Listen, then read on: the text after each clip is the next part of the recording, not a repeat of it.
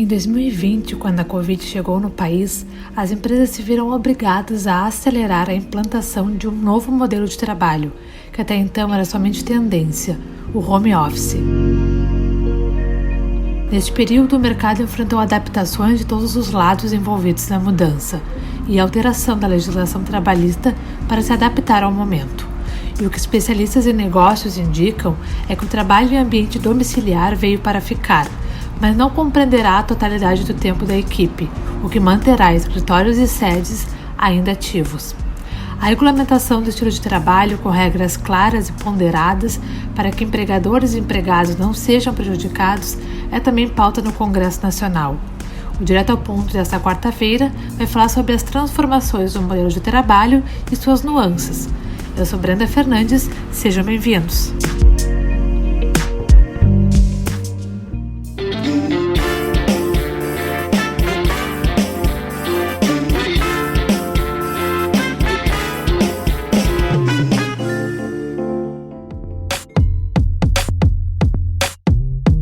Um estudo elaborado pela Fundação Instituto de Administração coletou em abril dados de 139 empresas de médio, pequeno e grande porte que atuam em todo o Brasil.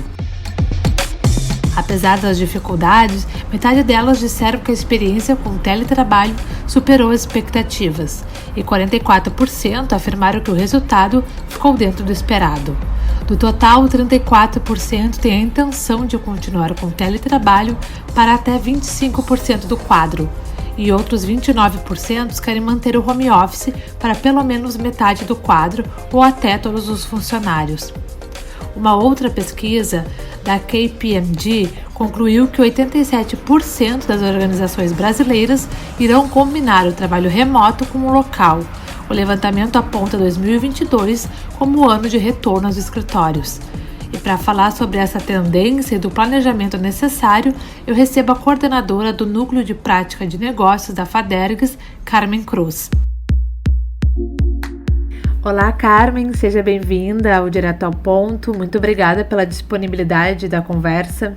Olá, boa tarde. Carmen, para a gente começar a nossa conversa sobre trabalho híbrido, sobre essas perspectivas para o presente e para o futuro também, eu queria começar a falar sobre a presença desse modelo de trabalho.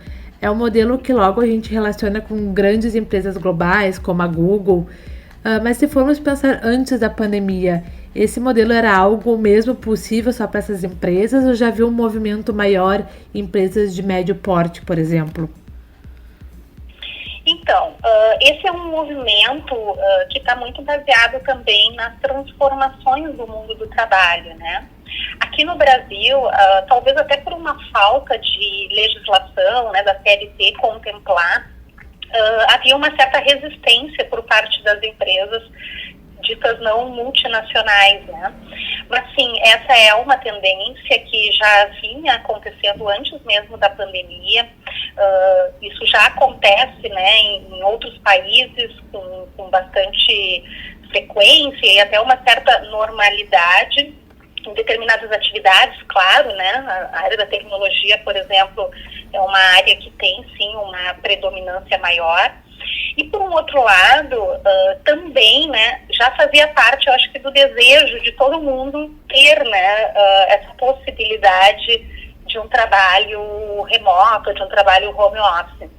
Eu poderia dizer assim, quem de nós, né, não tinha lá na sua lista de desejos e de prioridades em algum momento poder, né, trabalhar da sua casa ou ter uma flexibilidade maior. E como o mundo ele vem se transformando, né, e a pandemia eu acho que ela só acelerou esse processo de transformação. Junto com isso, eu acho que vem também uma transformação de hábitos, de comportamentos. E isso não é diferente para o trabalho, né?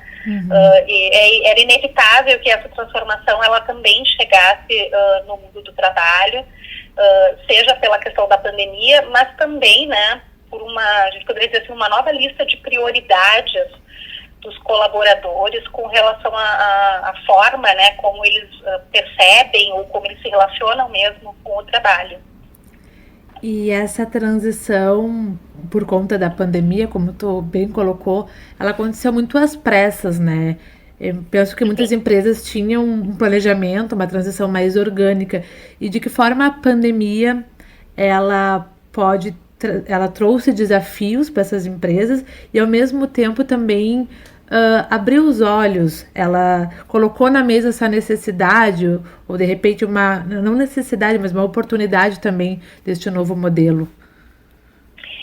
Na verdade, e infelizmente, né, a maioria das empresas não teve tempo de se preparar para este modelo, e tanto que a gente fala muitas vezes, né, que o que a gente tem, de fato, ainda não é o entendimento que se tem de home office. A gente simplesmente fez uma transição, né, do físico para o remoto por uma questão de necessidade, por uma questão de proteção, né, de saúde. Mas, de fato, né, as empresas elas acabaram não tendo o tempo necessário para essa mudança.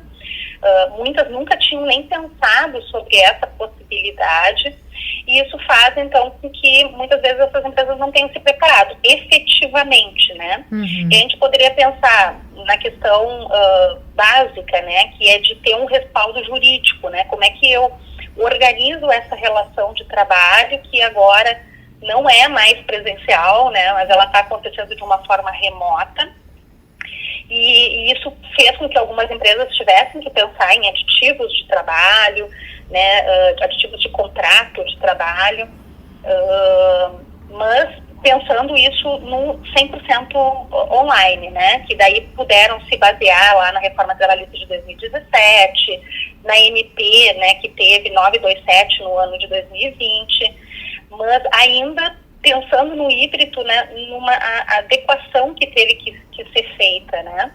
Então, as empresas ainda estão se preparando com essas questões, a questão do cartão ponto, né, como que eu faço o registro do ponto, isso não tinha sido pensado, né, então surgiram aí uma série de novas empresas de aplicativos atendendo a essa necessidade, também ferramentas de aplicativos para né, mudar a forma de gestão, de interatividade, acabou surgindo também.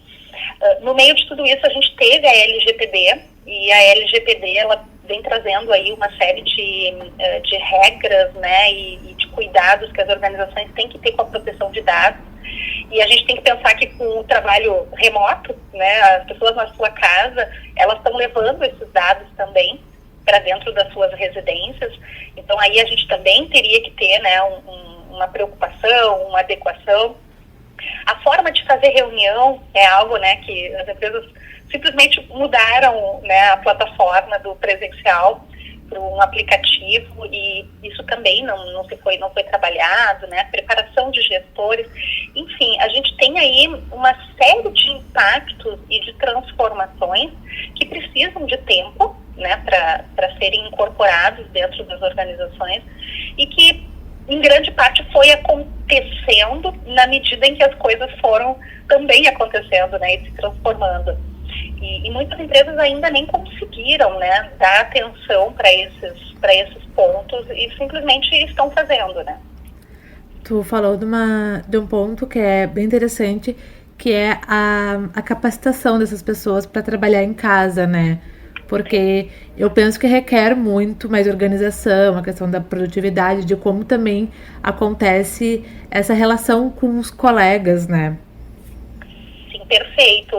Isso, de fato, né, até tem sido demanda de empresas, treinamentos nessa área, de como a gente capacita não só o gestor, né, porque a gente tem ainda muito o modelo de gestão daquele gestor que está muito focado no presenteísmo, né, ele tem que ver o colaborador, ele tem que, para poder achar que ele efetivamente está sendo produtivo, né, e então tem surgido muitas demandas de capacitações de preparação desses gestores para serem gestores muito mais de pessoas do que de processos, do que demandas, né?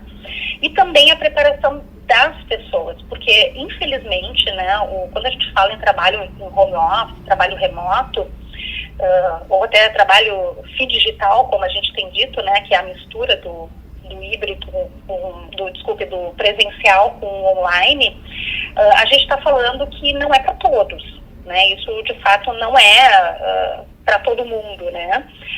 Seja por questões de competências, né, que são importantes para este modelo de trabalho, como, por exemplo, autogestão, e seja também por uma questão de adaptação, né, do seu ambiente para atender às necessidades da sua atividade, né? Então, isso, de fato, é algo que ainda precisa, né, ser trabalhado, ser adequado, ser discutido e capacitar as pessoas para, às vezes, questões básicas, né? Por exemplo, né, que você organize uma rotina de trabalho, que você se arrume de manhã para poder ir trabalhar, né? Ter esse espaço de trabalho, que você consiga, né, ter uma certa organização, porque senão a gente, quando vê, né, vida pessoal e vida profissional, tá tudo numa mistura só, e essa pessoa ela não vai ter, né, uma boa produtividade, né?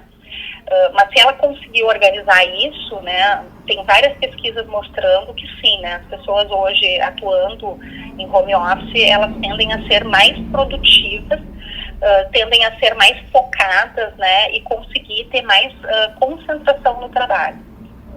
Certo. Carmen, tu citou no início da nossa conversa que a área de tecnologia é uma, né, que adota muito o modelo de trabalho remoto. Quais outras áreas também têm prevalência nesse modelo? E pensando daqui a uns anos também, quais outras áreas podem estar inseridas, assim, que tem um modelo de trabalho, uma área de atuação que é possível conciliar com o trabalho remoto? Então, a área da tecnologia, sim, acho que ela é pioneira, né? Se a gente pensar nessa atividade, até pelas características da sua atividade e também pela escassez, né, de profissionais que a gente tem nessa área. Então, as empresas tiveram que começar a buscar em outros lugares, né? Não tem no Rio Grande do Sul, a gente vai buscar lá em São Paulo ou em outro estado, por exemplo. Mas muitas outras atividades, por exemplo, atividades autônomas, como contadores, advogados, psicólogos, né, os próprios conselhos hoje já autorizaram, determinaram, né, que essas são atividades que podem acontecer, né, de forma remota. Mas pensando em empresas, a gente poderia pensar que toda a atividade que é administrativa, né, ela pode sim, né, acontecer de uma forma remota, desde que, claro, essa pessoa ela não tenha atendimento presencial, né, com o seu cliente lá, com uma empresa, né, mas ela pode sim. E se a gente pensar hoje numa organização como um todo, né, muitas atividades dentro de uma organização podem, né, a gente, há muitos anos, muito antes da pandemia, a diretora nacional, né, da Dell, ela já trabalhava efetivamente em home office, e eu estou falando aí de uma informação de 5, 6, 7 anos atrás, ela já era uma atividade home office, e ela era de RH. Então, muitas atividades vão conseguir ir sim para esse modelo, né? Mas sempre pensando que, claro, né, o ideal seria que a gente pudesse mesclar esses dois mundos, né? A gente ter o remoto e ter o presencial também. E qual é a vantagem? Por que mesclar dos dois mundos, como mesmo tu te referiu? Por que o trabalhador seria interessante para ele, também para a empresa, ter essa frequência também no espaço, na sede física da empresa? Bom, acho que no primeiro momento não dá para não pensar, né, na questão da pandemia, né? Então a gente vai ter menor número de pessoas se aglomerando, disseminando a doença, né, e circulando dentro da organização, ou se deslocando, né, usando meio de transporte e tudo mais. A gente tem, com certeza, né, uma redução aí dos indicadores de absenteísmo, né, reduções de atraso, né, quase que ele desaparece, né, esse indicador. Se bem planejado, né, e organizado, a gente pode e vai ter, né, uma melhoria de processos internos, com uma otimização, os processos se tornando muito mais dinâmicos, maior produtividade, né, como eu já disse, várias pesquisas já estão acontecendo e comprovando que sim, né, quando há uma preparação da organização quando há uma boa gestão desse modelo, a gente tem sim uma maior produtividade, diminuição de custos, né? Se antes uma empresa, por exemplo, vamos pegar uma empresa que atue com telemarketing, por exemplo, né? Ela pode ter um espaço, o mesmo espaço, e ter 2 vezes ou 3 vezes o número de colaboradores se ela trabalhar num sistema de rodízio, né, de escala, com parte dessas pessoas trabalhando alguns dias em casa e outros dentro da organização. E fora a questão da qualidade de vida no trabalho, né? Eu acho que ela é fundamental e talvez o ponto maior, que eu acho muito interessante a gente falar, né? Porque o tema de qualidade de vida no trabalho, ele é um tema que ainda, né, antes da pandemia, ele era muito negligenciado pelas organizações. As empresas ainda faziam muito pouco, né, por este movimento de qualidade de vida, e com a pandemia elas foram meio que obrigadas a ter que incluir, né, a qualidade de vida na sua pauta. Então a gente tem aí as pessoas, né, perdendo menos tempo com deslocamento, correndo menos risco, né, de infecções com doenças. A gente tem pessoas se alimentando melhor, né, com uma alimentação muito mais saudável, já que elas estão nas suas casas. Então, vantagens são muitas, né, e se a gente olhar para esses itens, eu acho que a gente pode pensar que eles atendem tanto a perspectiva do colaborador quanto da própria organização. Certo, tu falou dos rodízios também nas empresas. Me parece também que acontece uma transformação no próprio ambiente de trabalho, em questão, a gente pode pensar desde as salas, as mesas, já que essas pessoas elas não vão encontrar sempre as mesmas pessoas, que elas vão ter suas mesas em casa. Acontece essa transformação mesmo? Sim, acontece essa transformação. Em empresas de tecnologia já era bem comum, né, as pessoas não terem propriamente uma mesa, né, o pessoal chegava e senta onde escolheu, né, empresas onde a pessoa tem seu escaninho, onde ela coloca o seu computador e ela escolhe, né. Então, sim, hoje as organizações elas podem otimizar muito mais o uso do seu espaço de trabalho, né, com esse rodízio, fazendo com que realmente ela possa ter uma estrutura mínima de trabalho, né? Não precisa mais uma estrutura que acaba sendo até onerosa para a própria organização, né? Ela pode ter sim uma estrutura mínima muito mais otimizada, né? Essa estrutura lembra muito os espaços de coworking também, né? Que são espaços espalhados pela cidade, muitas vezes com cafés integrados, enfim, que tem uma estrutura mínima para um trabalho com notebook, um laptop, internet. Eu queria que tu comentasse como esse mercado ele é impactado pelo trabalho híbrido e se a procura por esses espaços está aumentando, tem uma tendência ainda de crescer mais. Perfeito. Sim, né? Inclusive, essa semana eu estava vendo um escritório de advocacia, né, que reformulou todo o seu espaço justamente para transformá-lo num conceito mais de coworking, né, onde vários advogados pudessem, né, fazer um melhor uso daquele ambiente numa forma de escala, numa forma de rodízio. Eu entendo que sim, né, que esse é um mercado que vai aumentar. Num primeiro momento, né, teve toda uma discussão, né, agora esses espaços eles perdem a sua funcionalidade, as pessoas não vão precisar mais alugar salas de trabalho, enfim. E pelo contrário, né, o que hoje tem acontecido? Vamos imaginar que eu sou um executivo, né, e eu preciso em alguns dias ter uma concentração maior, né, ter uma atividade onde eu tenho uma entrega que é mais desafiadora, tem uma reunião que é mais importante. Então, sim, essas pessoas elas estão procurando esses espaços. Inicialmente tinha pessoas, inclusive, buscando quartos de hotel, né, para essas atividades, e aí depois começaram a perceber, né, que os espaços de coworking seriam espaços interessantes, né? Então eu vejo, sim, né, esses espaços crescendo bastante, para que essas pessoas, nesses dias em que elas estão atuando num modelo mais híbrido, elas possam também ter a escolha, né? Porque quando a gente fala de trabalho híbrido, a gente está falando de um trabalho que dá muita autonomia, né, pro colaborador. Não interessa onde ele está, né? Daqui a pouquinho é sexta-feira e eu resolvi ir para a praia de manhã, mas eu vou trabalhar, né? Eu vou continuar atendendo as minhas demandas, né? Eu entendo o meu compromisso, mas eu resolvi que eu vou trabalhar lá na praia e não vou trabalhar de casa, ou eu vou trabalhar de um coworking. Então, vejo sim esses espaços ganhando bastante relevância e que conversa, acho que muito com essa liberdade que o trabalho híbrido nos dá, né? Certo.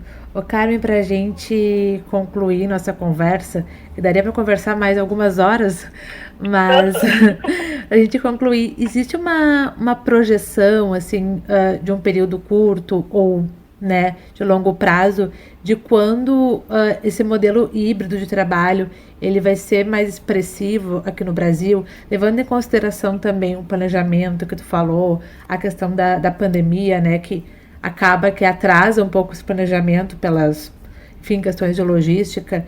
A gente tem alguma projeção assim? Então, existem projeções de uma retomada do presencial para 2028 por grande parte das empresas, né? Ainda não conheço, pelo menos, uma projeção específica falando da questão do trabalho híbrido, e acho que isso vai ser um processo um pouco lento ainda, né, por todas essas adequações. Mas o que eu percebo é que muitas empresas já começaram a se atentar para isso, né, por todas essas questões que a gente falou, por todas essas vantagens, e também porque hoje, né, a gente já começa a ver um movimento junto aos RHs de empresas de colaboradores que tiveram que voltar para o presencial e ou não se adaptaram ou já começaram a questionar esse modelo, né? Mas por que eu tenho que ficar o tempo todo dentro da empresa se eu conseguir desenvolver muito bem a minha atividade? E a gente vê um movimento de colaboradores pedindo desligamento das empresas e optando, então, por buscar oportunidades onde ou ele possa trabalhar de forma 100% remota ou de forma híbrida. E também, né, um movimento bastante grande como entrevistadora, né, como recrutadora, que eu vejo, é a pergunta mais comum que se tornou dentro de um processo seletivo é: essa atividade é presencial ou é remota?